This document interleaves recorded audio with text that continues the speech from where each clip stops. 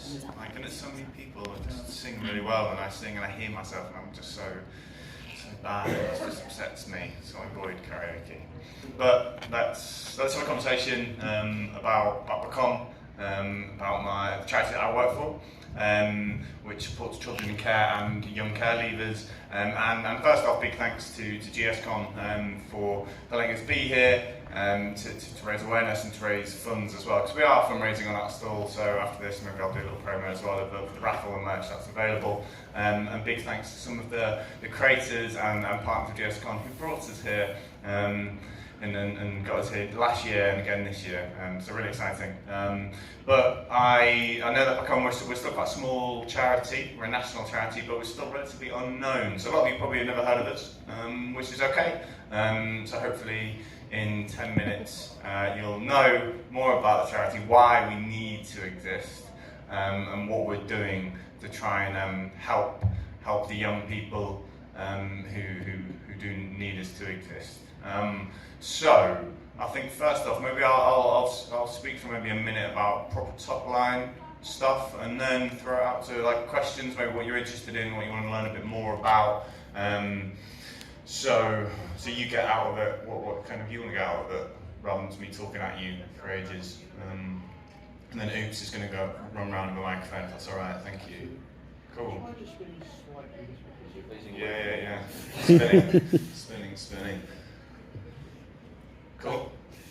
Yeah, nice. Everyone's on this side and the camera's on the side. We're making it work. We're a charity called Become, and we support children in care and young care leavers. So what that means is children who are not able to live with their birth parents and birth family. Okay, and that can be for a wide variety of reasons. It may be that their parent has been taken ill and is in in hospital for a long term. It may be that they are suffering some sort of other illness, which means they're not able to look after their children, and it's the responsibility of the local authority to take that young person into care, and that's essentially when they're taken into the care of the care system. And it's the responsibility of the local authority to make sure that young person receives the stability, the care, the love, the support they need to thrive as a child and into their teenage years and into adulthood. A problem is that the funding of the care system in the UK is bad. It's kind of terribly underfunded at the moment, which means that there are not enough safe places for children to live. So a lot of children and young people are being moved further and further away from everything they know, sometimes by hundreds of miles. So a lot of you have come to GSCon to Manchester today from all around the country. I came from London yesterday. It's a long way to come. I don't know Manchester very well, and I was thinking, imagine if you were a child, you've been taken into care, maybe you live in London or in the southeast, and the only safe place that the care system can find for you is in the northwest. And they say, okay, you're moving to Manchester, you're moving to Liverpool, you're moving to Blackpool, and that may be away from your school, be away from your friends, it'll be away from your relatives, maybe even your siblings that you're separated from, and then that young person is then expected to start again. And the knock-on effects of this can be huge, right? It can disrupt your education, it does disrupt those long-term relationships, which are so important for young people as they grow up and then start turning 17, 18 and thinking about their own adult life, where more and more young people who have the privilege of being raised with their birth parents are staying within the family home older and older, right? It's like mid-20s, late 20s. I can't remember what the average is. I think it is like 24, 25 now. If you're in the care system, for many young people, and there are efforts to keep young people in foster homes for longer, but for many young people, they turn 18 and that's it. They're out, and that transition into independent living or semi-independent living can be so hard. Like, I mean, when I was 18, I wasn't ready to live on my own. I couldn't do that. I couldn't handle my finances. I didn't know, anything to be able to feed myself. All of this, and some young people now, hundreds, thousands of young people leave care at 18, and they're expected to live independently. And again, the knock-on effects into adult life can be really difficult. So we as GSCon, we exist to support these young people individually. So we have direct services, we have helpline, we have coaching, and we also campaign at a systemic level, so national change. So we have two big campaigns at the moment. One is Gone Too Far, which means young people should be, when they're taken into care, should be, wherever possible, kept in the area that they know and love, where their relationships are, where their hobbies are, where their friends are, where their school is. They should stay there unless it's genuinely, for safeguarding reasons, that they need to be moved further away, in which case, of course, that does need to happen at times. And then our second campaign is End the Care Cliff. This is when young people turn 18, and too many of them tell us that it feels like they're falling off a cliff. The support that they got when they were 17 was there, and then they turn 18 and it just suddenly drops, and they're expected to be independent. So services, campaigning, is what we do as GSCon to try and support these young people and change the system for the better. I said I was going to talk for a minute and throw questions. That was about 6 minutes, I think. So sorry about that. Does anyone have any specific questions that I want to elaborate on? It could be about the issues in the UK, in England, about the care system, why it's not working, or it could be about our charity Become, about the work that we do to help, or maybe their history, or why I'm here in the fundraising team. Does anyone have a question? Thank you, Redon. Hi. So, gaming and then children in care, post-care. How come you come up with the link? Yeah, very relevant question. Thank you. I've given this quite a lot of thought, and I suppose I've got two answers to it. One answer is fundraising. So, out in the fundraising team, we know the gaming and streaming community are such big-hearted people who want to make positive change for society, right? So we try and recruit gamers and streamers to join our community, which is called Become Players, to fundraise, to help fund our services and campaigning. Because we're a charity, we don't receive government funding, nothing like that. Everything that we do, we can only do because of people like you, organisations and individuals who fundraise and donate to us. So that's why we are here today, to try and recruit gamers and streamers to fundraise. But there's another answer to the question, which is gaming, and especially kind of gaming online and gaming with friends, gives you a strong sense of community, right? Community is so important, and it can bridge distances, right? Some of you have probably got such strong relationships with people through gaming who live tens of miles away, maybe hundreds of miles away. And how strong and important are those relationships, right? So we've gone too far when children are taken into care or moved care, because too many young people are moved every year, maybe twice a year, 3 times, 4 times a year throughout years, year after year after year, until they can find a stable placement. So gaming online can give some sense of stability, because that community can go with you, right? So those young people can be moved hundreds of miles away, but they can if they're a gamer, so an online gamer, if they've got that community, they can go online and that's still there. They haven't lost that, because they've lost a lot, right? And gaming and streaming can give a sense of community that maybe you don't lose. So yeah, it can be really important for children in care and young care leavers. So a big deal. So yeah, I hope that answers the question. Thank you. Brilliant. Thank you. Okay. Any other questions? Yeah, Thank you. Hello, beautiful. What would you say makes Become different to other children in care charities? What makes them stand out to the rest? Yeah, a good question. Because there's loads of charities in the UK, right? Generally, there's 65,000 charities, and that's so many different really important causes. There's quite a number of charities that support children in care and young care leavers as well. There's kind of like a bit of a spectrum. On like the really big end, there's like the NSPCCs, the Bernardos, the Action for Children, they support children and young people across a really wide spectrum of kind of need, and within that they also support care experience young people.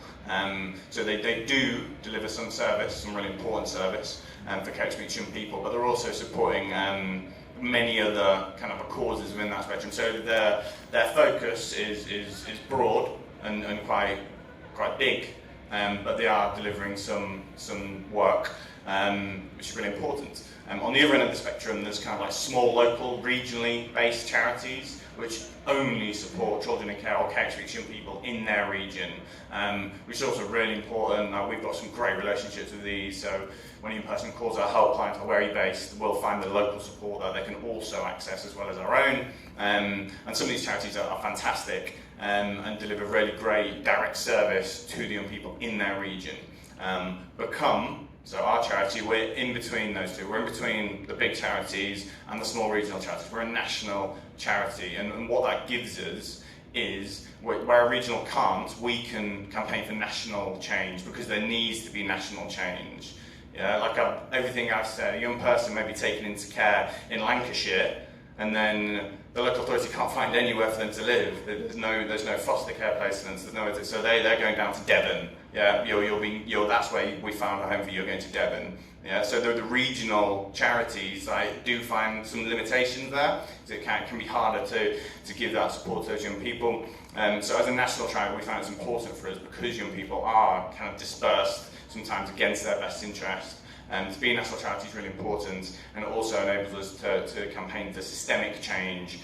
So we're going into Parliament, we're taking young people into Parliament so they can put their questions, they can talk about their experience and their expertise based on their recent experience with the care system. They can put that to the MPs and to the politicians and tell them what needs to change. And change, is hopefully close. And we're the only national charity in England dedicated to only supporting children in care and young care leavers. So there's other national charities who are supporting a wider spectrum of young people, and there's local charities focused on only supporting care experience young people. We're the only national charity dedicated only to fighting for care experience young people. So that's probably what makes us stand apart. I hope that answers the question. Beautiful. Does anyone else have a question? Thank you. The unicorn in the second row. That doesn't narrow it down. Do you have a particular story or something you'd like to share for charity? That's a lovely question, thank you. I'm happy to share. If anyone else wants to share a story, so we've got some people close to the charity, you can throw it out. And are you happy to? Grab on it! Lovely to.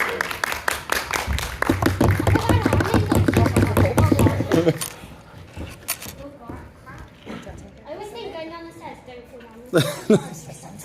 Hello. I didn't plan this, but here I am. Oh, these are comfy, aren't they? So I've been involved with Become now probably since I was about 18 years old, I'd say. Just a little bit of backstory. I went into foster care at 13 years old. Due to some shitty situations, but it's fine. And I was just leaving kind of the 18 bracket. So I was lucky enough that I stayed living with my foster mum, but it also meant I was going off to university to a place that I'd never really been to, and that it was COVID, the year I went, so 2020, and I moved to the place and there was no support whatsoever, and I couldn't go back and visit family and friends, and it was really difficult, and my mental health took a hit. And then on Twitter one day I saw about Become's link-ups, and I was like, maybe nice to meet some online people that have gone through similar experiences to me, because that's something within the care community. There's always like a mutual understanding that everyone's been through something. Now, no two person's story is the same, but there's just that mutual understanding of, I get you, And so I started going along to those, and it was really nice, and just that 2 hours a week really gave me that escape that I needed, and got to meet more people. And just then I'd started also more publicly talking about my care experience because it's something that I wanted to make a difference by doing, and Become has really helped me do that. So they've been able to give me more national opportunities, so I've been able to speak on BBC News, and I was on BBC Radio just yesterday because of Become, so I went to BBC Newcastle last week, which was pretty cool. And that's given me a platform to be able to talk about my experience, why we need more foster carers, and why Become's work in particular is so crucial to, young people in the UK, which is why I've done Become Players and I've done other fundraisers for them. And kind of forgot what I was meant to be saying, so we're pretty cool. Thank you. That's right.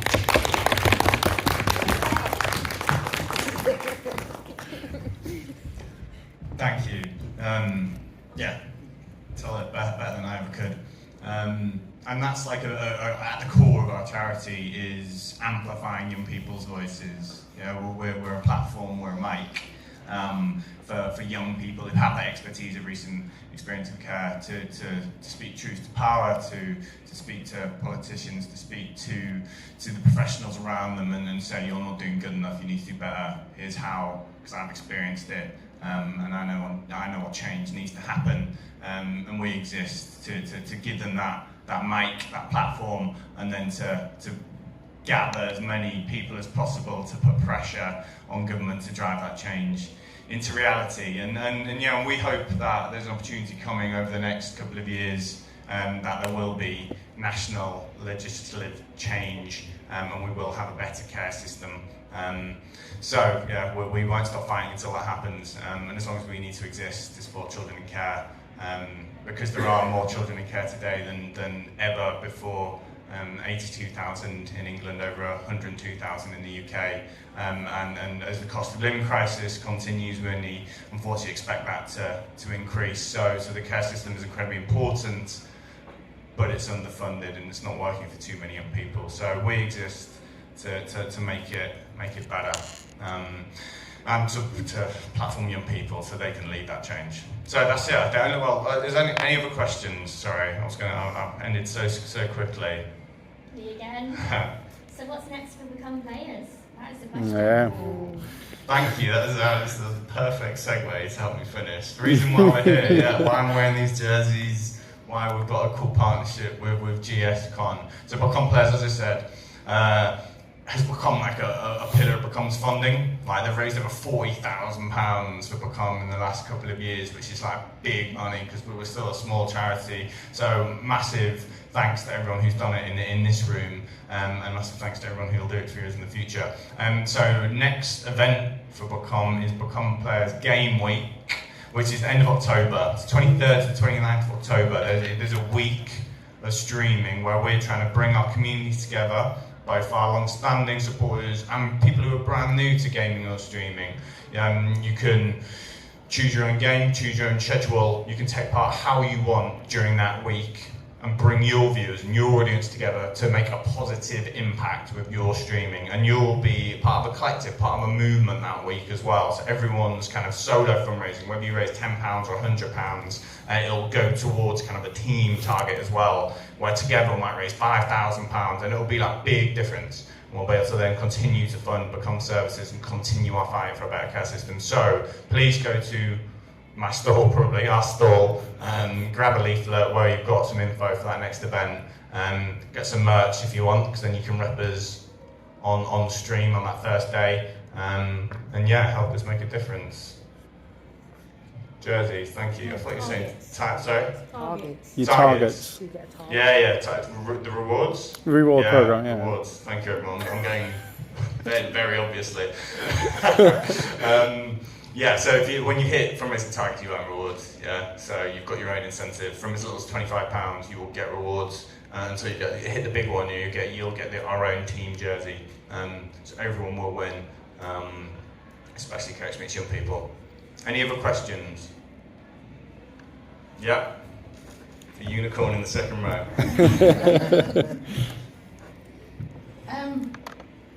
I don't know if you can do anything about it, but if the biggest issues are things like you haven't got enough foster carers and you haven't got enough social workers.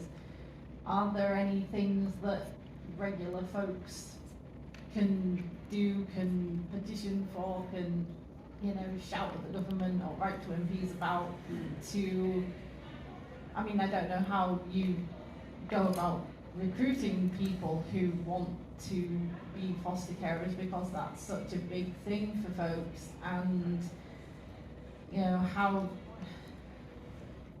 do you get over that barrier of there's lots of nice families out there who could have an extra room for a kid but haven't thought about it, or think that they're not sure how it would impact their mental health if the kid had trauma, or if they have a kid for a long time and then the child leaves and they go back to the family. How do you recruit foster carers? How do you get people to want to be social workers when we know that the social care system is struggling so bad that, you know, I know people who've been social workers and then can't hack it any longer because their mental health is too fried up.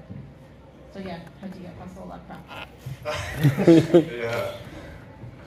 Yeah, how do you solve all the root problems? Yeah, absolutely right. The big questions and the right questions to be asked, and that's where there does need to be just huge change at a national level. And yeah, you've asked two kind of really poignant questions around there's not enough foster carers in the country, and there's a really high turnover of social workers in the country, and we're a charity for care experience young people, right? So we fight for the young people, but we recognise that the majority of professionals in the care system are there because they want to support care experience young people, the same as us. They are our allies, they are allies of care experience young people.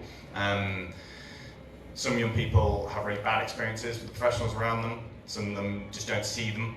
And sometimes that's because the social worker has 50 young people they have to support in a month, and it just becomes unrealistic to give a good amount of time, the necessary amount of time, to each individual young person because their caseloads are too high. And that's because there's not enough social workers, and the vacancies are huge because some social workers are doing it for 2-3 years now, and then they're burnt out and they need to get out. Whereas 30 years ago, and this is one of the things that has got worse in the care system, where a lot of things have got better over the last 30 years, but 30 years ago, a young person might have the same social worker for their entire time. They might take it into care when they're 3, and then up until 23, or they're still have a strong relationship with that same social worker. Now it's really difficult. Some people are getting a new social worker every couple of years, and that's just another broken relationship for many young people, which is just doubling down on some of that trauma, which is very difficult. And that absolutely comes into funding. There just needs to be more funding for local authorities so they can employ more social workers with adequate caseloads, so therefore they can give the right amount of care, the right amount of time to each individual young person, and the professionals don't get burnt out, and then we just have to go through a cycle. And foster care it's similar, but also is about raising awareness as well about what it actually means. So foster carers do get financially supported to be able to do it. So most local authorities want a person to not be working full time, so that you do get a financial support. It can be upwards of £20,000 a year to be able to give dedicated support to a young person because they need that support. So that's there. But the motivation for young people, and the motivation for people to become foster carers, has to be because they are in the privileged position of being able to give time and care and love to a young person who needs it. And that is the majority of foster carers in this country. And that's where I've spoken about ending the care cliff and young people falling off that cliff when they turn 18. That there is now a scheme called Staying Put, where young people are encouraged to stay with their foster carers until age 21 to kind of give more support at a time when young people absolutely need it. But there's not enough foster carers yet, that's true. There is drives now locally in each region but it's difficult, it's hard. You've mentioned kind of having the actual physical space, like in the house. So you do kind of need a spare room for each individual young person, and this is where there's a problem of if you've got 3 siblings, then you need to find someone, a foster carer who has 3 spare bedrooms, and that's really difficult. There isn't enough of those, so many sibling groups are being split up, which is a problem. So yeah, it requires a huge strategy, a new strategy by government, and that can only be done at a national level, because at the moment it's so devolved. Each local authority is doing it independently, and local authorities have multiple crises, and the children's social care is just one of them. So for them to be able to give adequate attention to it is difficult for them. So there has to be like huge systemic change at the top, and there was, in 2019, it started an independent review of children's social care at a national level, become more heavily involved. At one point, they weren't even going to look at the leaving care process, so once you turned 18, but we kind of made sure that was brought into that review, and so care experience young people were talking about that, and now it is a big part of it. The government have that. Right now there's like a public consultation on government's recommendations for how they're going to implement the changes that this review has made, and there could be some big change coming, probably not big enough, but there's still a chance, there's still time now for us to pressure them, and with the general election coming, hopefully, or whatever government comes in, will have committed to it kind of in the run-up to that. So yeah, there's a chance, but yeah, they're huge problems, and it's gonna take some time. Hopefully that answered part of the question at least. Thank you. Awesome. I don't know if I've got more time for any more questions, or is that? We should probably move on if that's okay. If we can just give a hand to Will for giving his time today. Thank you all. Come chat to me more at the stall if you have any more questions. So we'll have sort of 10 minutes. I will go and speak Hey, to then you should pitch on Twitch. State Unicorn, and then we'll have my presentation shortly. Bye. Right.